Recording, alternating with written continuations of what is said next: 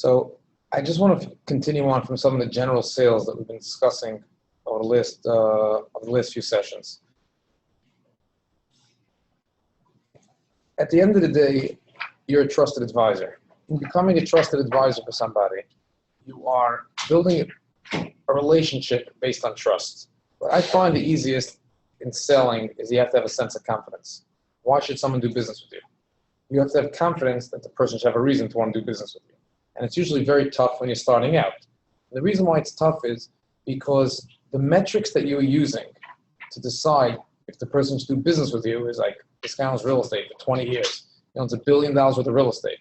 Why should he want to do business with me? What value am I bringing him on his real estate transactions? What's coming to the table? Why should he want to do business with me? And that's the mistake. The mistake is that a person is looking for not somebody that has to know much more than you or less than you. A person wants to deal with someone that is trustworthy and can get to the right people to get the job done. Like someone said at I forgot which firm it was, at one of the huge investment banking firms in the city. They said they're trained not that you have to know everything, but you have to know who has the answer to every question. And as long as you know that for this type of question, go to this person and get the right answer, that's what a client is coming to you for, that's what a client's looking at. So what I tell people over here is the same thing. A client's looking for you, first and foremost, be his trusted advisor. You're calling him up, he asks you a question, you're going to be honest with your answer. And if the answer is, I don't know, you'll say, I don't know. He's fine with that answer. Because think about yourselves in reverse. Someone calls you up and says they're calling from Verizon, and they have this new product, and you have a question about it, and they don't know the answer, and they say, I'm sorry, I don't know the answer, but I'll call you back, I'll get you the answer. Are you upset at that, or are you very happy with the answer? Most of us are really happy with the answer, because that's what you're looking for. You're looking for someone to be honest with you. So when they called you back up and they gave you information, it's the accurate information. A person wants to deal with people. The people that bring the best value to someone and are worth the most money to somebody. And not necessarily the workers that are doing the work. It's the person who takes the responsibility. No one goes out tomorrow morning. Very few people do construction on their house or on a building, and they hire each vendor themselves. They could hire each person and make more money. Hire the actual day laborer, pick them up, pay them, and go home. You hire someone, you take a step back, and you hire someone who's going to oversee it. Why is that worth it to you? Because you speak to one person, you get the job done. Your time is worth money also. There's a value for your time. And that's the most important thing a person is looking for is trust. That's why I mentioned this in the past. I could ask you, who knows the mortgage business better than you? Obviously, millions of people, because you just started. How many people can know about real estate more than you? The same thing. How many people can know math better than you? I'm sure there's people know better math than you. Can write better than you. Can negotiate better than you. But how many people are more honest than you? No one. If you're honest, no one's more honest than you. Either you're honest or you're not honest. And if you're honest, that's what a person's looking for. And let that shine through no matter what you're doing. So also, I find it builds up your confidence because A, what they're looking for the most, you have what to offer. And B, if you hang up the phone and you say, I don't know the answer to you, I'll get back to you, you have the ability to get off the phone also in a good way. Most people lose their confidence because they make a great sales pitch. The client asks them a question. They don't have an answer to that. So they're scared to make a good pitch, really. Like sometimes you're happy that the person goes to voicemail because you left a message, it's advertising. But the reason you're happy is because what if they actually want to talk to you? Now, if you know that just being honest is who you are, you're not nervous anymore. You prefer this to pick up the phone because you get to show someone that you're honest. You get to show someone and say, I don't know. Look at if you get into a conversation where you tell a person, I don't know, I'll get back to you, is worth more than every other part of the phone call, you're going to have a whole different approach to your phone calls. You're going to be let down when you leave a voicemail. You're let down when the person can't take your phone call because they can't get to experience who you are. But with trusting is building up a level of rapport. Trusting is the ultimate level of trusting is to ask the person questions that may cause you not to do the deal for the person. And on a very deep level, here's the story. You have a client who calls you up and says, I'm looking for a loan of 3.5%. You give me 3.5%, the deal's yours. How many year rate? Oh, I can only get you 3.5% today at 5-year money. Okay? If you are really trusting and a trusted advisor, you know to ask the person, why are you taking only a short-term loan? Let's go better example to go it out. The guy doesn't want 3% interest rate. So if they get 3% today, take a floating rate deal. The rate could change on a daily basis. The guy goes, fine, I want the lowest rate, I can go take it. Are you a trusted advisor? You're a trusted advisor. He asks you for the lowest rate. The lowest rate you have is 3%. You give him the deal he wants. But the real level of trusted advisor is that you know that there's a very good chance a floating rate is not good for him. And you then ask the person, explain to me, why are you taking a floating rate? Where do you think rates are going? The non-trusted person won't ask that question, because what if the client says, oh, I think rates are staying low, so why should I pay a higher rate? Maybe the guy's missing the boat, not living on this planet, realizing rates are going up. And meanwhile, if you educated him, then he might want a different deal. And that other deal is one he already has from his broker. So let's take this to the next step, which happens a lot of times. I call a client up and say, who am I competing with? The guy will tell me, either he'll tell me the name of the firm, or say, but I have an offer on the table, 10-year offer at 4%. I know, let's say, that my 10-year offer today is higher than 4%. So the only way I'm going to win this sale is if I convince him not to take a 10-year offer. Because if he's looking for 10-year, I'm going to be higher. But if he's looking for 5-year, then maybe I have a better 5-year product. Or maybe he doesn't have an offer for 5-year. He'll just take my offer. So in that phone call, sometimes I go the opposite. I'll find myself sometimes as a salesperson want to convince the person, take a 10-year, why take a 10-year? Why take a 5-year deal? As opposed to, are you being honest? And he knows his options, and you're telling him, I have a 5-year offer, take the 5-year offer, and I'll charge you 3.5% or 3 3/4 is a better deal. You're being honest. He knows his options, and he chose, I'd rather a 5-year deal at 3.5 or a 10-year deal at 4. But the real trusted advisors are like a financial planner, like a consultant. And say, before I tell you what I could do for you, tell me honestly what the options are that you have over there. What are the options that you have set for you on this table? What's your plan? Don't just tell me your options now. What's your full-blown options? Where are you getting your equity from? Who are you syndicating your equity this? What are you doing with the money? How are you working out a partnership split? Ask as much as you want to go ahead and ask. So going back to what I was saying before about the confidence, this doesn't take away from confidence. This honesty is only based on if you knew something and you didn't do it. So the fact that I could tell you that a real trusted advisor will, if you're really good, you'll know a lot more to give better, more honest advice. Honest advice is relative to what you know. So if the only thing I know, the guy goes, listen here, kid, I know my business better than you. What's your best floating rate? You got 3%? Sign me up, and that's it. You're a trusted advisor. You flagged him there might be other options out there. He told you where to go. He told you how great he is. And you signed up, did nothing wrong. But ultimately, when you meet brokers, and that's just the end of the game, when you meet clients and brokers have relationships, you know, like, how come I can't break through this relationship? He goes, I'll never use anyone else. It's because he has a trusted advisor relationship with his broker. When he's looking to buy a deal, his broker advised him it's a good deal or not. And even the guy's about to buy the deal.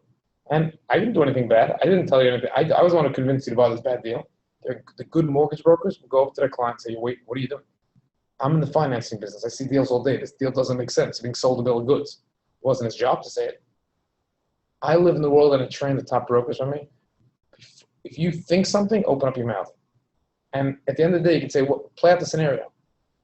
You think that because you said it to the client, if you're the one who caught it, and because of you, he didn't buy the building, for life you own this client.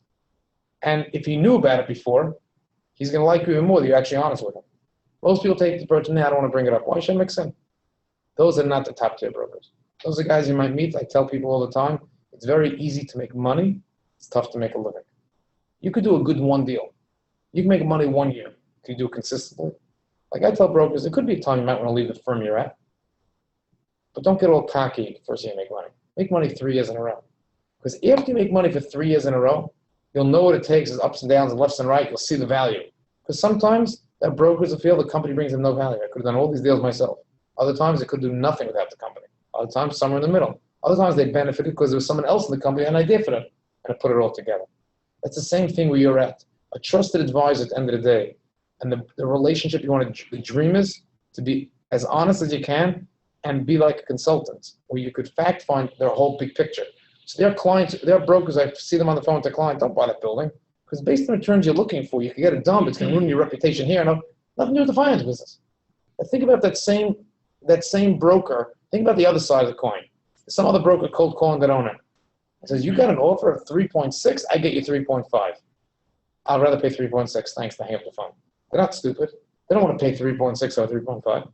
But in the scope of everything, they're saying to themselves, if I went to you for 3.5 and I lost my other broker relationship, Did he save me 0.10 in the relationship overall?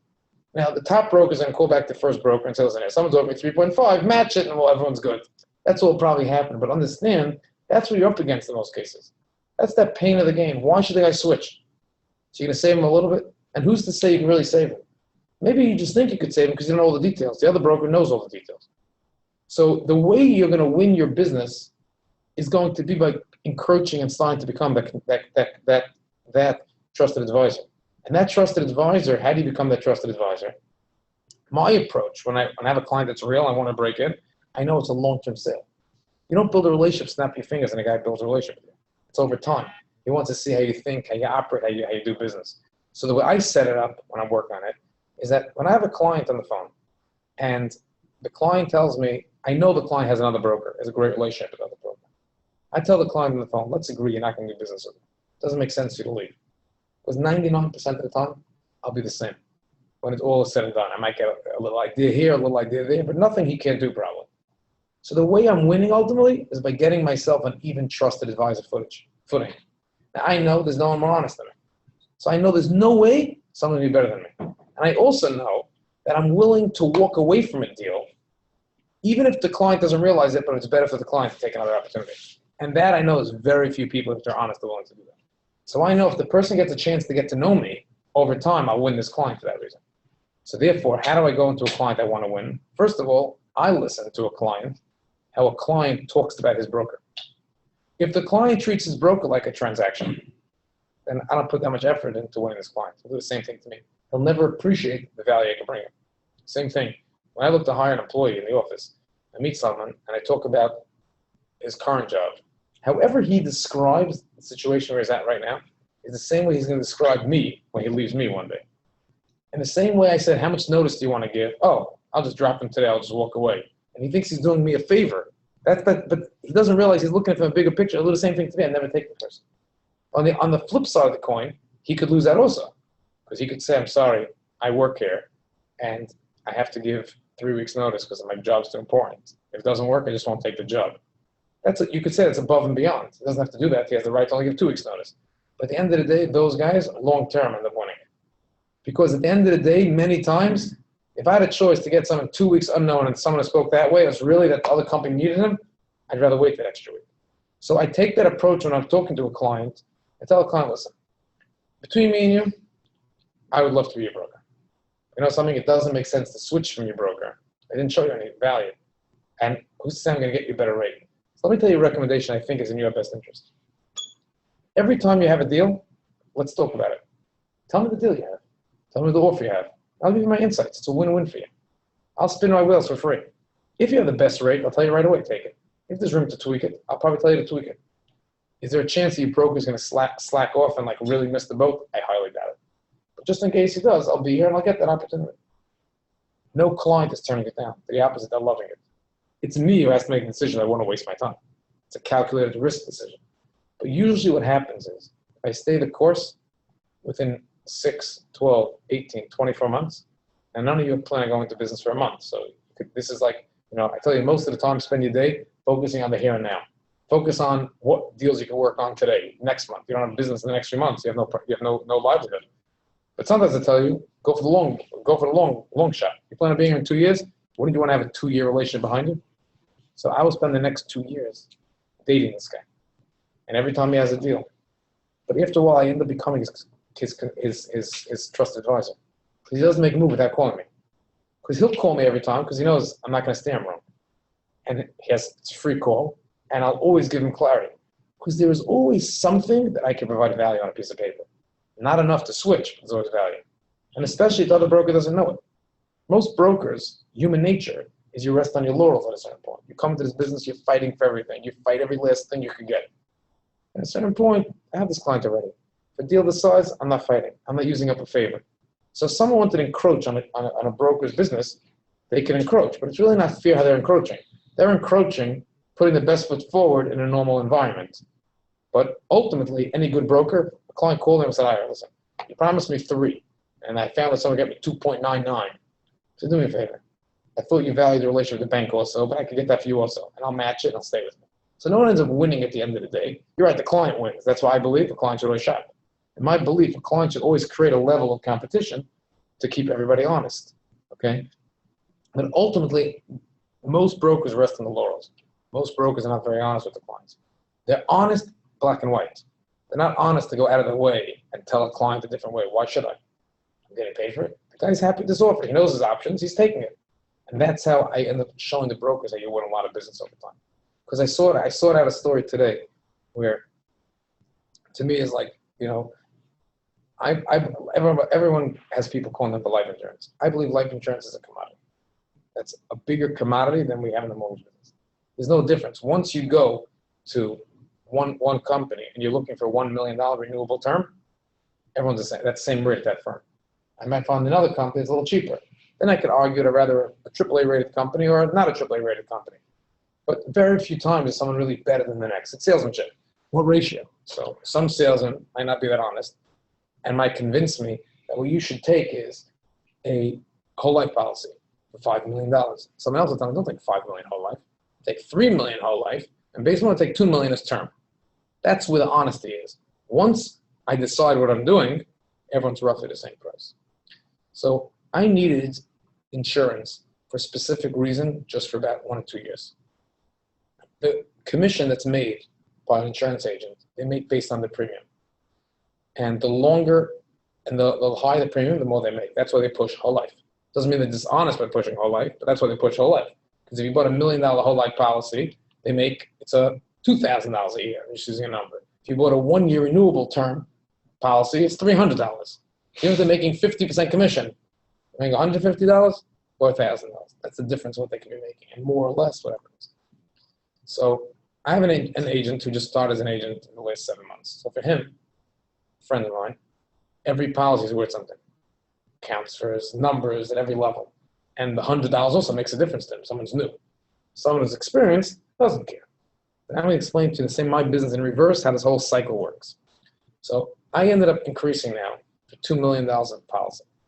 So I went back to the old guy I dealt with. I said, I'll increase another $1 million. And my friend said, no, so I'll give you $1 million policies. I split it, $1 million and $1 million. Obviously, the one who's new, he was on it. The application was the same day, came down, whatever the process is, already taking the blood, the whole bit. The other guy, a week later, calls me up, by the way. I said, by the way, he called me today. This happened just today. I said, by the way, just want to let you know that I already took blood on Friday. The other guy, and it lasts for years. You could use the same, you're doing another policy if you want. Like, this is a small policy. It's $1 million, 1-year renewable term, like the cheapest possible policy, like floating rate on life insurance. So if you want, if the other guy wants to do it, is a new guy, let him do it. I think to myself, like, is this a joke? I said, the only reason why I didn't give it all to him, I thought he'd be upset. Like, I buy insurance, didn't call you. Now, let me tell you where he made the classic mistake. I told it to him when I was on the phone with him. He made the classic mistake as follows.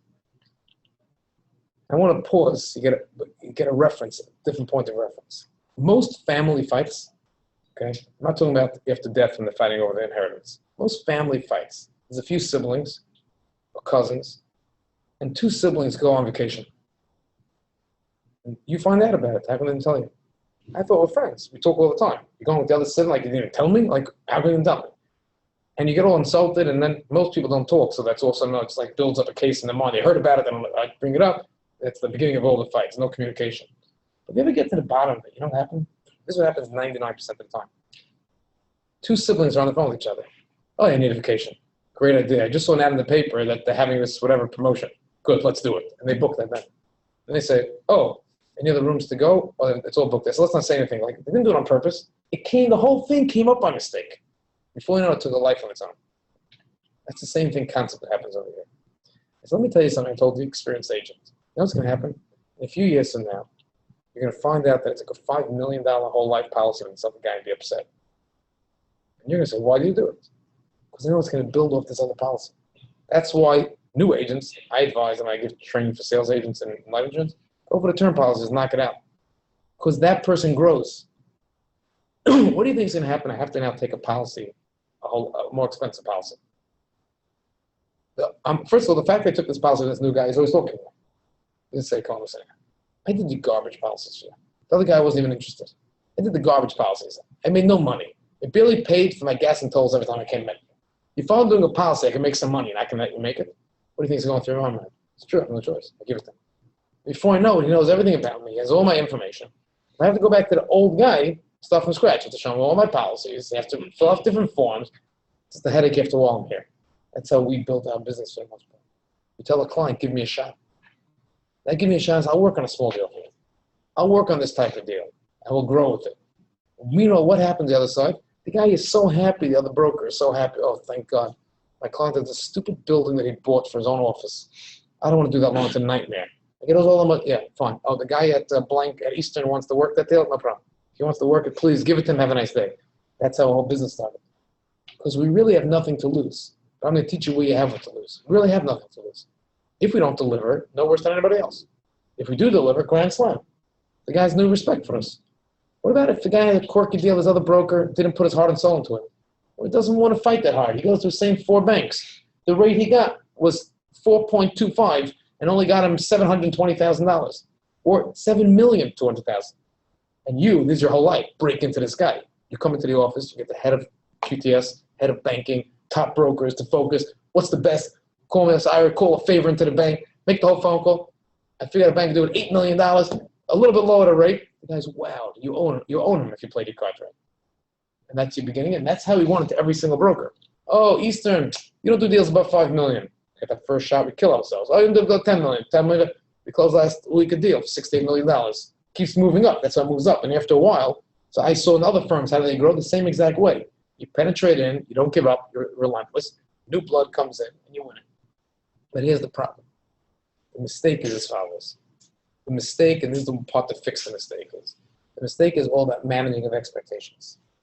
When that guy gives you the count day one, like I said, the second best answer is not maybe, I'll try. It's no. So it's yes, it's no, it's maybe. And if a person gives you a deal that you really don't think you're going to be able to place, or statistically you're not going to be able to get better than his other broker, you want to say no. However, no, I'll spin my wheels behind the scenes. So this way he's not counting you that you let him down. If you said no, you think, oh, you don't even want to work it? You said, what? No. I can't provide you better, okay, on this deal. You try at the beginning, maybe, but I'll make some phone calls, but I don't think so. Because the other way around, let me play through both scenarios. You take on the account. You kill yourself. So you can't deliver better. You know from statistics you can't deliver better. You know what this guy thinks? I gave it to Eastern. He tried hard. He couldn't deliver. Some other broker's really good. He'll stay with his other broker forever. He'll never give you another chance. And he'll never give anyone in the company another chance. Why should I? I tried it. It didn't work.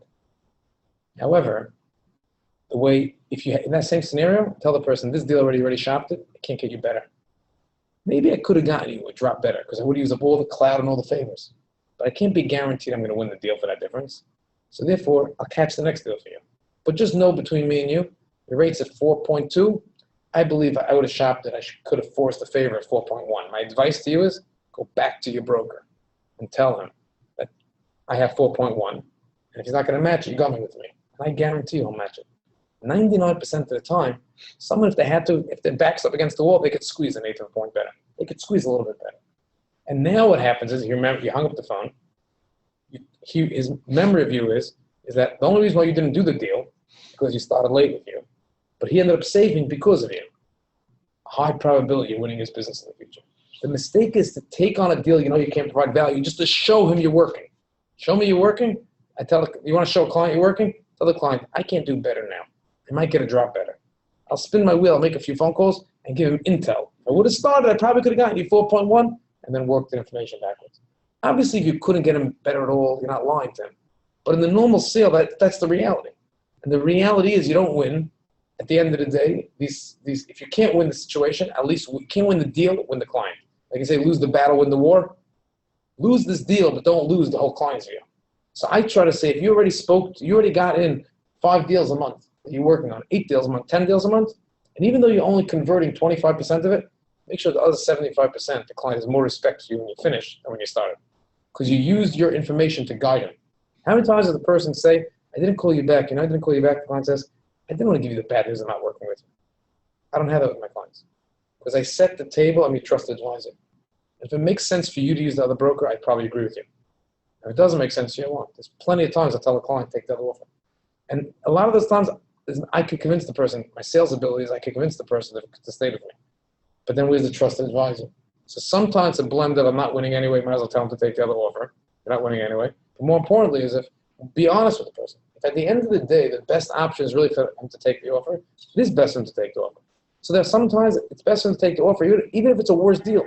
Because if his other brokers are going to be frustrated and not help him in other parts of the process, that's part of the package. The interest rate is just one component of the whole real estate deal. It's how much it's the splits on the equity. It's all the other terms that he has going on. Is the rate important? But if there's one person helping him in everything, that's where he wants to be in a better situation.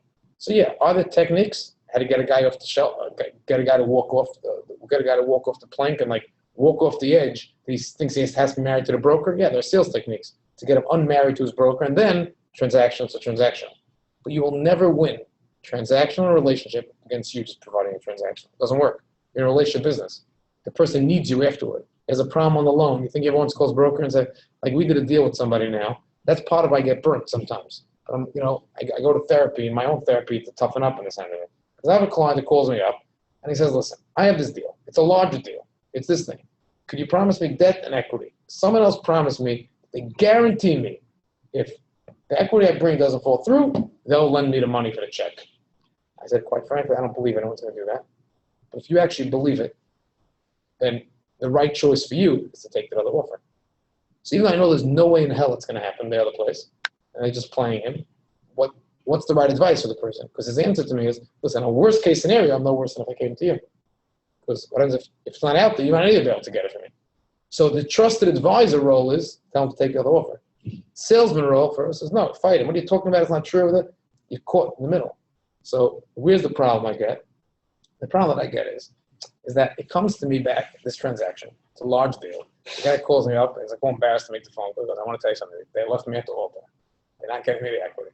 And he's not writing the check. He goes, what do you want? I tried. I didn't realize the deal was not as good. I wouldn't fit into my equity box myself. But I said, can I get the mortgage? I said, no, he already committed on the mortgage, so it's can't switch. So I'm wondering, I can tell the guy to just jump in the lake and that's it. But what does it get me? So I'm hoping, I got paid a nice fee on this transaction, but I raised the guy equity, $12 million of equity. I didn't raise it, the equity department. So the equity division made money in it. I hope the client owes me one. Is he going to mess up the next deal? I have no idea. Like I know, every time a client gets into trouble, who do they call? Me. You're the real relation with the bank. Guide me through the problem. I said, how come? I said, this is why when I tell you what's worth my fee. I said, but I don't know how to hold the guy's feet to the fire then. That's my problem. Like even when the guy's desperate in trouble, other people go in and like force him to sign their life away. I don't do that. So I said, right, I said, call when you're in trouble. Where's the other brokers that you told me had a little bit better here, a little bit better there, and they lied to you? They're not here anymore. When you're in trouble, who's advising you through the process? I'm walking you through. But I looked at the long term. At the end of the day, my goal is to be standing here. Thank God a company is growing when the rest of the market is flattened down. They came out with the numbers, last year's numbers of every single firm. From all the firms at the top, from the numbers that showed, we're the only firm that grew last year. So, and not just, okay, some firms 10 times the size, so you didn't grow. At that size, you slowed down. No, I'm talking about even smaller shops are different. The market slowed. So it adds up. Because as people start getting more nervous, you only focus on trust. When you think you're in control of your day and everything is great, you focus on price. When you're nervous, you focus on trust. You want to be there at the trust point. And the reason why in the office, I spent a lot of money on the QTS department, people, and on the technology and all these things, is because when you're new in the business and you decide you want to spin your wheels for someone or not, and it's worth it for you, but might not be worth it for a senior broker based on where he's in his career. Plus, he only gets half the commission because you're getting half, and the deal's smaller to start, right? Most of the deals you're starting with typically are going to be smaller, and you're going to grow with your clients. Or as the client has more confidence in you, he'll give you his larger deals. Who's going to work with you? You need someone at the same high caliber that knows the banks. And I'm able to create that divide. A big difference for us is that I was stuck with we used to have the newer brokers had a much lower conversion rate than the senior brokers, simply because no brokers is motivated to help them. But today, that divide is going away because a new broker can walk in, call up the QTS division, get the same experience, if not better, than some of the senior brokers. Because in the top 10, there's maybe 3 or 4 brokers that date banks. Other 6 don't even date banks. I have a QTS guy that all day long, all he's doing is dating bankers. And not just the banks, the presidents of banks, the heads of chief lenders. So you have the ability, new, first day on the job, calling a Moshe Feiner or an Aaron Kleinman, and they know the business just like everyone else. What they don't have like everyone else, they're not out there fighting for new business. They're not out there running the paperwork of the deal. That's not what you're up to. You won't do all that. You have support to help you. You need your quota. So you could decide now. Think about this example. You go to a senior broker, listen to a senior broker. I have this deal. Can you quote it to me? Because in 2 years, I want to win this client. He's not wasting his time. He's already past the 2-year stage. He works on things for today. But you need people at the earlier stage.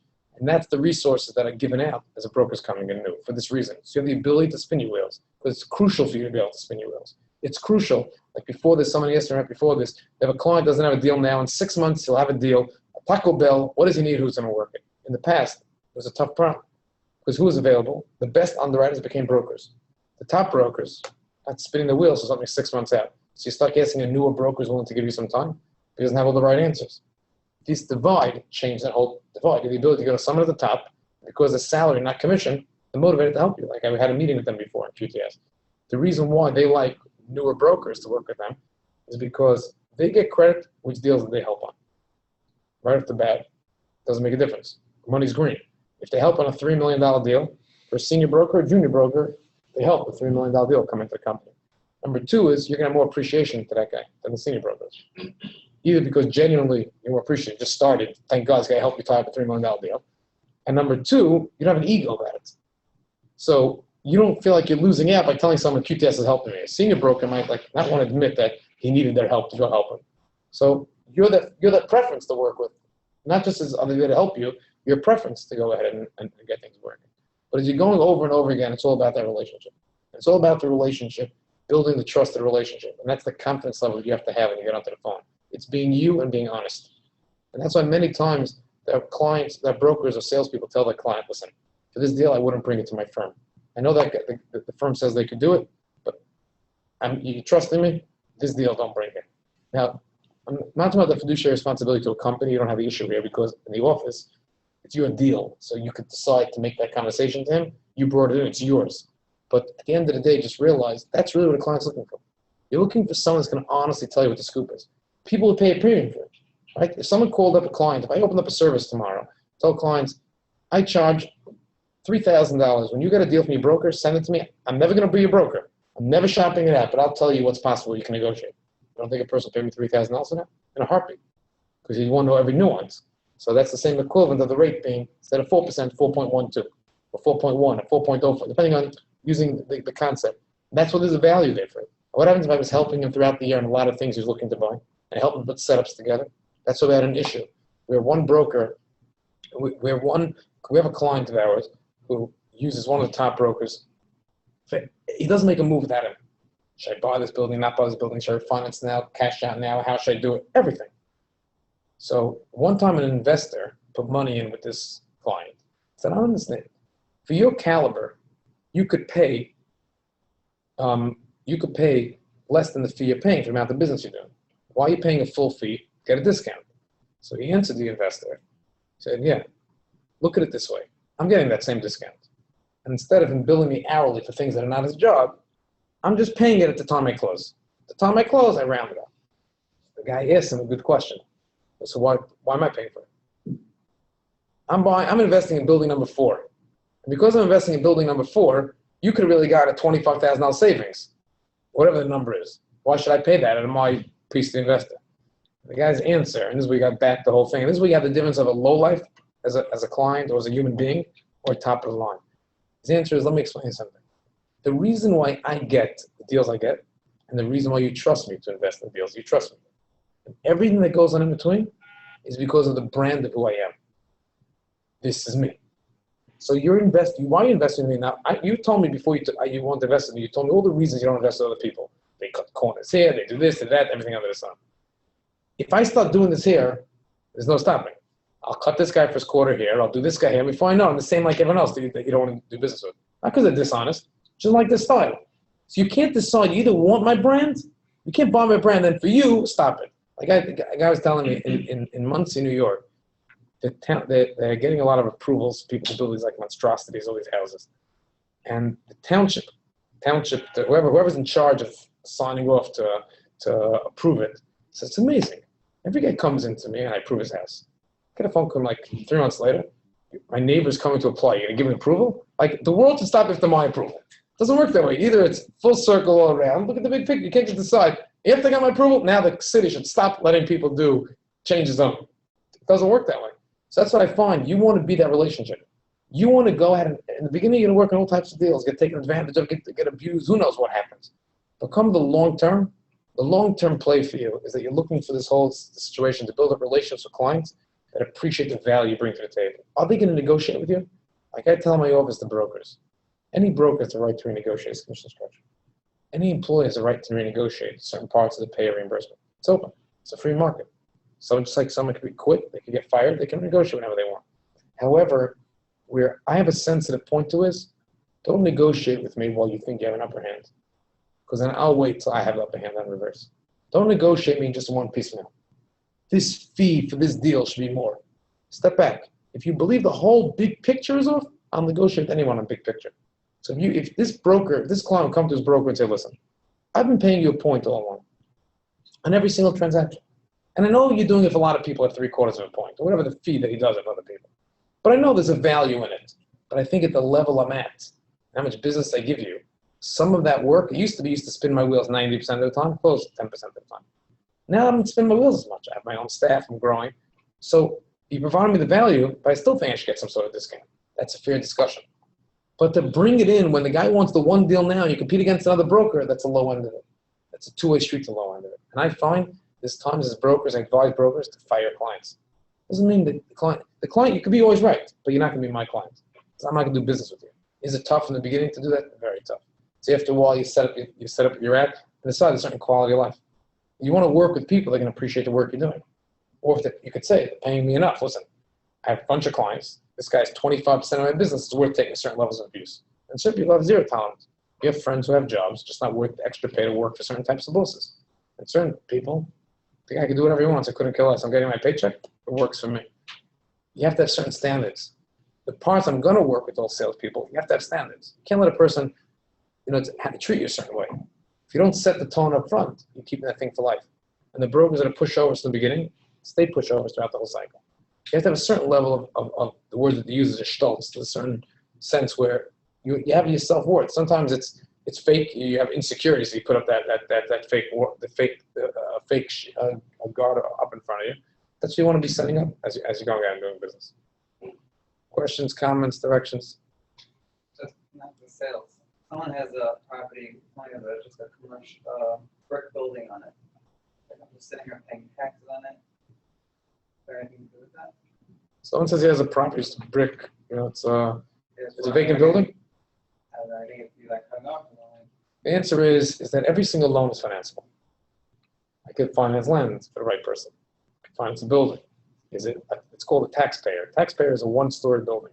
Basically, the reason it's like tongue-in-cheek is a taxpayer. Basically, I don't know how you make any money here because all you do is maybe get income from one store and you're paying taxes, so you probably wiped it out. That's why an income-producing property is typically a multi-story or a whole apartment building. So if the person has one unit, one story, he might have a tenant. If he has a tenant in there, then it's a regular building. But if it's vacant, it's going to be very tough to get a mortgage. Personally guaranteed, that's very tough to get a place. But is it doable? If the guy's strong and all that, it's totally doable. The guy can get that thing closed. Once the guy tells you that he feels very bad, everybody needs Parnas on. He doesn't want to go away from another. So the answer, this is where you have, I'm gonna give the guy the benefit of the doubt that he genuinely believes this. But the guy goes, I have another broker I use. He's in the same community as you. And I don't want to take away business from someone in the same community to go give it to you. Well, I feel bad for him. He also needs a livelihood.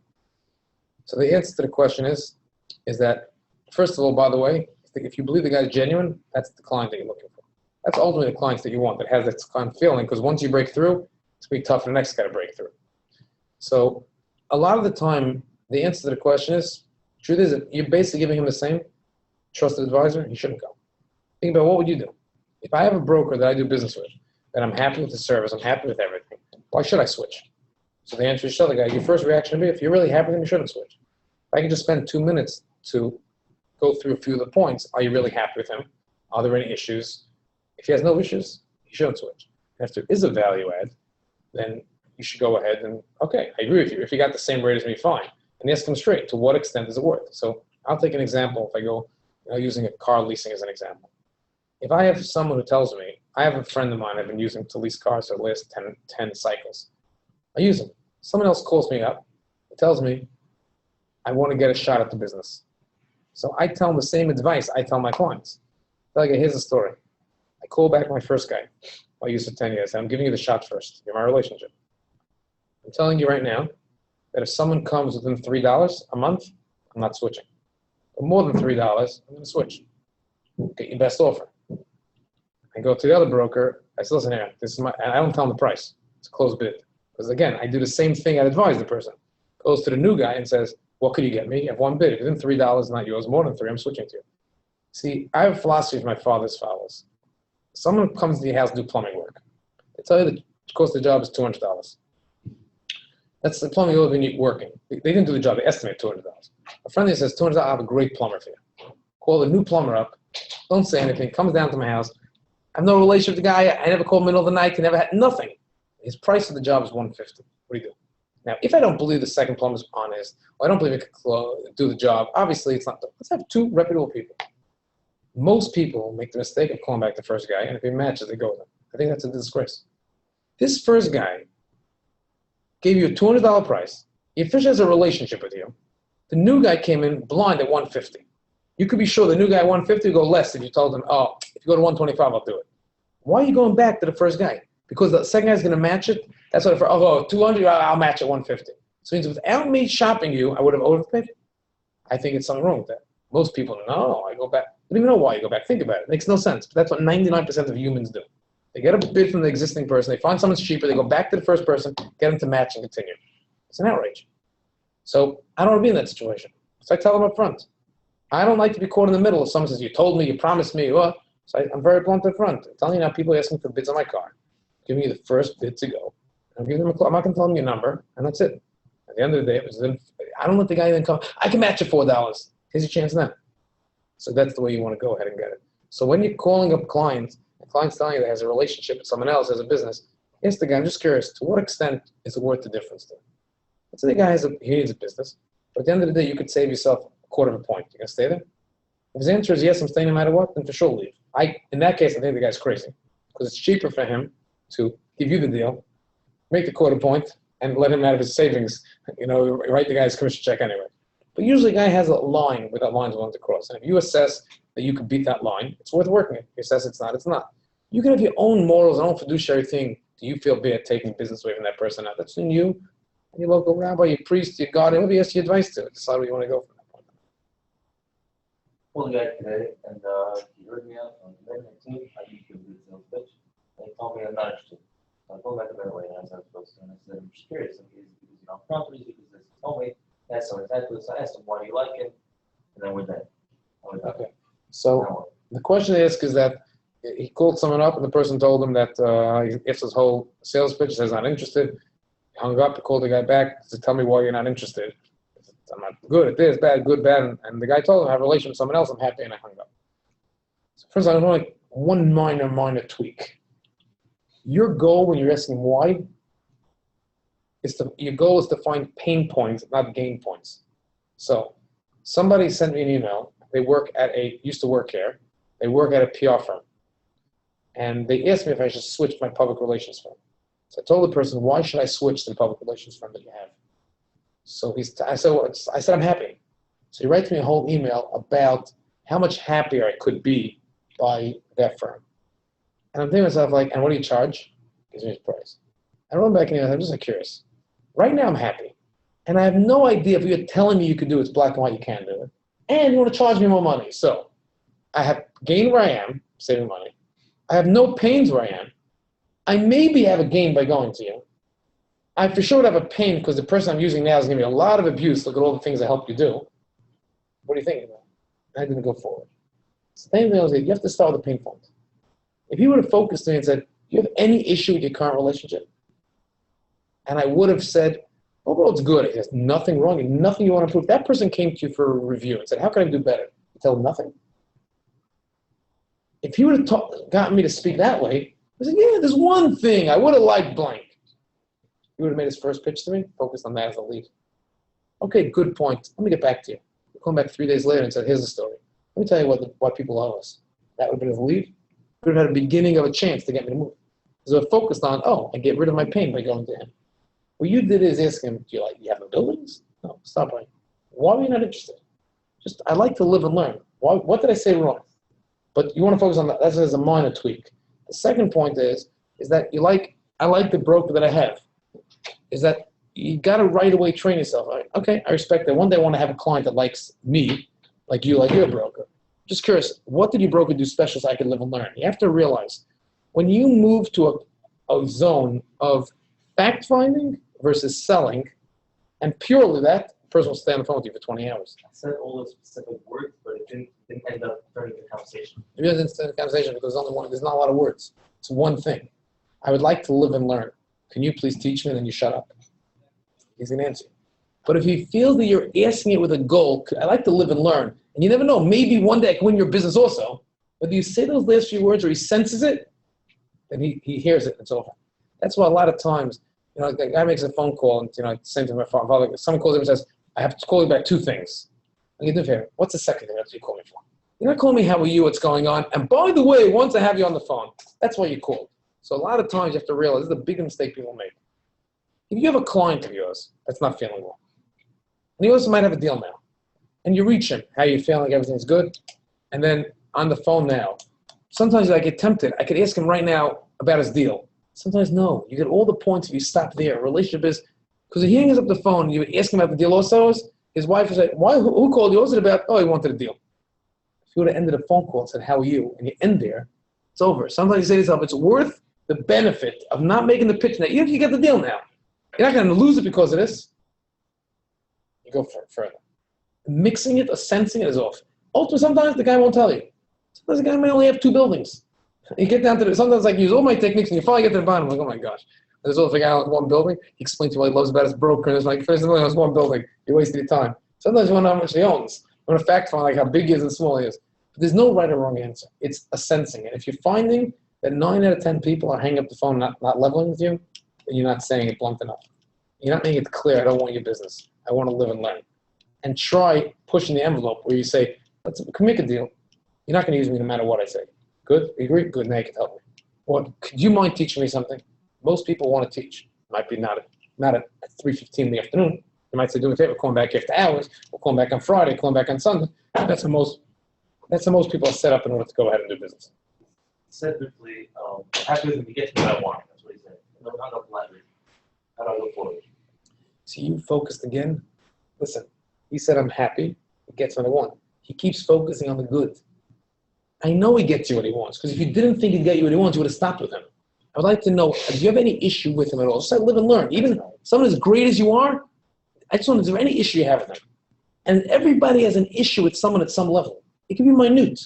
And that's the example I gave. If that broker came to you and goes, nothing, everything seems great. If you go to sleep at night second guessing, the one thing you could create is create a pain. If you go to sleep at night second guessing if you got the best rate, second guessing if there's a better prepayment out there. So he goes, no. Either the guy is not leveling with you, he doesn't care less, he doesn't understand it, or he can know something, he could actually be working with the top broker out there. That everybody has. I know myself. In the office, when I speak to clients all the time, and I say, how's it dealing with the broker? They love him. Every broker has a few clients, for sure they love him. They go above and beyond.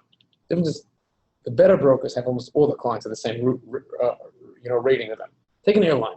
They have first class, business, coach, economy plus, and coach. They treat their certain things, everyone gets the same service.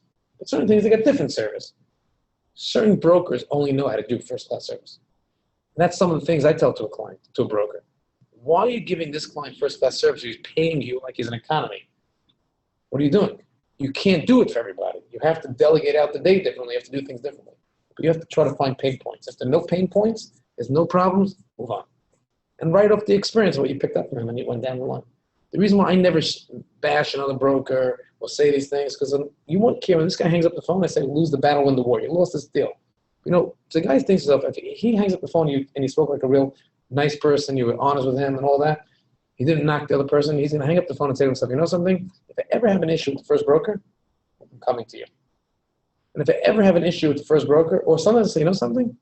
This guy's really nice. I wonder what my broker would have done in reverse. If I was dealing with you, and my broker would have called, how would he have taken it away? You know something? I don't want to deal with this anymore. He's going to go out of his way to give you business. You never lose. In my case, you always win. So I'm not a believer of the line, night guys finish last. I think it's stupid nice guys finish last. If you're a nice guy and you don't even open your mouth, yeah, you're going to finish last. But if you open up your mouth and say it nicely, you're not finishing last. The top broker in the office here is rated for the nicest brokers in the whole firm. It's like you're looking at, oh, this guy, can't deal with him. It doesn't work that way. People have this stereotype of a broker, a stereotype of a nice guy, stereotype of someone's rich. It doesn't work that way. At the end of the day, it's all mixed groups. And I found after watching so many people that started out with no money and watching them go to millions, it's not that they become bad when they make the millions. It's things they always wish they could do. They could get away with it later on.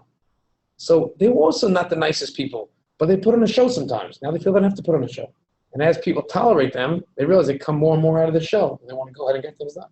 So I find like sometimes like, you know, I got someone else, but I told it once to the client, like, guys, what's someone who's eccentric? Okay, he has money, he's crazy money in the bank. I told the guy once, you're not eccentric, you're crazy. The fact that you have money in the bank doesn't make you now a different level, they're not called crazy. At the end of the day, that's the world we live in. You want to establish for yourself in sales a pain point and work the pain point. Don't focus on the positive point. You're going to create the pain. When you have the pain point, you're going to pitch why you should come to you because you don't have that pain point. Plus, have other benefits. That's why I like as much as I can to go to a client, let him talk about what he likes about his brokers, what he likes about people in the industry, what he doesn't like. So I'm making my pitch and I know what to focus on. If his belief is you don't shop around to a lot of people, I'm not going to stress how important it is to shop around. But if he loves you shopping around, I would say the biggest thing about me is we have this division called QTS. You can press one button if you want, send it out to 86 banks in a span of 4 minutes. I can do that. But if a guy thinks, no, it's not good to blitz it out, I don't promote it. So I promote the right blend. I have the ability to do it for the right client. Send it out. The clients that don't send it out, well, that's the situation we're in. Simply in this case, how should I follow up, if at all? The next thing I want to follow, you have his email address? You have a communicator? No, I could look it up and try to find one. I think that if you just call up the guy and leave a message, I just want to, I really gained a lot from your phone call. I'm young, starting, I live and learn. Can I just ask a few more questions? I can live and learn for myself. 9 out of 10 times, the guy's going to say yes and give you the time of day. Because most people in life, by nature, like to help people, and they like to make money. So, and the ability to help without a cost. And in his mind, he also says to himself, one day loan one. And you'll help him down the line, maybe back in return also. Leave a message. I really appreciate the time. I gave a lot from it. I incorporated some things you told me, but I should strive for as a broker. So the reason I'm telling you the line where he said something is as follows. I'll tell you what he did say. First, sometimes the guy tells his points. He did say something over here. Is at the end of the day, there's one thing he told you. And subliminal is my broker gets me everything done. I don't think about it. When you meet some of the clients, I give it to my broker. Next thing it comes with papers to sign. I have to look at it. If it looks good, I sign it, and I go home. It's done. It does bring that to you. So you didn't know. And now I understand. As a client, you don't have to think about it. Headache free. But I'd love to get some more details because very few clients really could articulate why they like about the broker. You give me a few points. And even with that, I'm sure you have negatives. So I want to understand which broker is the deeper way to ask the question is, what are negatives that he has that are not so important that you don't even think about? Right? Every one of us has experiences with people where your mental memory of that person is bad, mental memory is good. Sometimes they could be 90% good, but that one bad thing outweighs the 90%, and you think of them as bad. Sometimes the opposite way, 90% is bad, that one thing outweighs the good. You want to know from him, even just tell me some things that you don't like about your broker. I want to know which things don't you rate high on the list. Imagine if you thought it's important that you got to go meet the client once a week. And he goes, oh, the one thing is I like him to come meet me. This guy wouldn't switch. Apparently, ranking at the top of his list is meeting him in person. And then you'll focus the next few people you talk to, how important that is. And you gauge what you should do. Is that right blend? And if people ask me, am I better off making cold calls or going to meet clients? My answer is, of course you're better off meeting clients. But if your choice is 100 phone calls, or go meet 2 clients today, 100 phone calls. If you have a guy who tells you, meet me, the only way I'm getting a deal is you meet him, yeah, then that meeting is more important than 100 phone calls. But it's all relative. Naturally, it's cooler, it's better this, get into a car, meet a client, have a good time, you go out to eat, you do things. Of course it's better and more enjoyable. That's not how you build your business. You're going to build your business from cold calling. You're going to business killing from persistent follow-through and doing the grunt work consistency over and over and over again. You'll have your share of going out. But other people bypass it. No, I'm telling you, Ira, you're wrong. For me, I'm so personable. Me, meeting a client. How many clients can you meet in a day? 2? The best brokers in any industry don't convert more than 25 to 33% of all the deals. So wouldn't you rather have more deals? And even if you're converting less, and the other way around, if you met people, even if you met them, they don't have a statistic that's high the people they met. There's no statistical proof that it's high the people that they met. Nothing. Bottom line is that people, because if a guy doesn't have a deal now, it's not relevant. This same guy is rude to you on the phone, doesn't want to talk to you. If he had a deal he was working on right now with another broker, okay? And the broker's in the process of messing him up, and you call that minute, you're in. He'll call you, listen here, I'm so upset at my broker. My broker thinks he controls me. Let me tell you something. If you could do A, B, and C, it's yours. It's luck of the draw. How do you get luck of the draw? The more lottery tickets you buy. The more calls you make. You're making 50 calls a day, 100 calls a day, 200 calls a day. How do you make those calls go out there? As I tell people, that's the world you want to go out and live. Some people go on social media, different avenues, but that's what you want to get. How often could you be not out of sight, out of mind? Insight, in mind. That a person's thinking now for a deal, let him come and call you up and go ahead and be willing to give you out a deal. Guys, that is on good footing. For now, thank you for showing interest on good footing. So sometimes the guy tells you he's on good footing for now and thank you. Sometimes it's a very nice way of saying goodbye. That's his way. He learned. Out of all the times he tried to get a broker off the phone, that worked 99% of the time. Where the broker said, thank you, we'll be in touch, and he hung up the phone. And he loves that exit. It worked out great for him. Let's just realize that's what happened. But your question is the same question. Thank you very much. So I don't want to waste your time if I can. You just tell me the same thing. When is the next time you're looking at a deal? Or when you look at a deal, what's important to you? Or do you have any pain points? If he has not the same type of thing, you want to try to push the envelope every single time. And if you can't, just good footing, thanks, we'll be in touch. Call him a few times, remember his line, and on the fourth time when he picks up the phone again, ask him this question and keep notes in it. But usually someone's line back to you is the same line every single time is how they get people off the phone. Same way that's how you make your phone calls, you make phone calls, right? 99% of the phone calls, you make the same 3 lines. He's the same person, same 3. He gets off the phone 3 times, the same exact way. We've got one more question, is there? More information. So again, if someone says send me more information, you're never going from a cold call to more information in an email. Again, that's his nice way, good footing. Oh, send me some information. That's a nice, to work for him is get you off the phone. And then he'll remember never to take a call again. Instead, you want to try to shift the conversation, say, yes, I'll send you. So that's sales. Yes, I agree. But then tell them, after you say, yes, I agree, stop and tell them instead, after you get to, yes, I agree. So, but I want to make sure I send you something that's customized for you. So can you just give me a few pieces of information? So again, you custom. This way, you got past his hurdle. And also, he's not going to be frustrated because he wanted to get you off the phone so you don't bother him about making the sale. Okay? Now you're not making the sale. Yes, no problem. I'm not going to push you anymore. I just want to make sure I'm doing the right thing. And he'll start talking to you. Yeah, send me about a multifamily in Brooklyn, what you can do, and what's called in Texas, and a shopping center here, and a retail piece here, and all of that. And then you get the conversation. But the key is, as you move down the line, you forget about the fact he said send me some information. If he starts mentioning deals and markets, that's even better than sending you general information. How quick? Just send me the basic numbers, just like the basic off your computer, and I'll give you a quick estimate. And 99% of the time, if you did it right, it flows right into that and gives it to you. No, but you didn't have anything right now. If the guy really has nothing now, why do you want to send him an email for? No, I'm asking you a question. He said he asked to send it. So just remember, he asked as a nice way of getting you off the phone. And then you have to care what helps you. So in this situation, what I'd be telling the client is that, you know something, do you have any specifics? Let's go through the past. You don't know if he really doesn't have a deal. You tell him nothing now, send me some information. You know if he has a deal? No. So I'll send you, tell me. If he genuinely doesn't, if he has a deal, he'll start telling you, send me about a multifamily in blank. I'll talk to you that way. And if he doesn't have a deal, I'll say, no, I have nothing now, just my files give me. And say, do me a favor, sister. I don't have to send you a lot of stuff. Can I just send you one line? You have my contact information. I'll be in touch with you every couple of months. So again, it saves you a lot of time. Thank you very much for the time. My contact information is below. I'll have it on a signature eventually. And then you say, we'll be in touch. And you can check the app live for rates. That's what I'm telling. People send these long information, these emails. It gets crazy. I find myself when I get sales pitches from people, these emails unsolicited, depending on that's what's the numbers game. Depending on the, what I'm doing that minute. If I'm up to date on my emails, I'm just driving or whatever, it's like that. I sometimes would email the guy, like, kind of comment to him, like, you almost had me. But then I look, oh my gosh, I realized it's a sales pitch, Like, I tell you, I don't send mass emails, these long mass emails. My mass emails are, when can we speak? I'll send it out to 10,000 people. Because when you get it, you think it was just sent to you. Oh, long email, when can we speak? Rates are low, one line. People are applicants are low, let me tell other people are doing. It's a mass email. You respond to things that you believe are sent to you. Okay, thank you.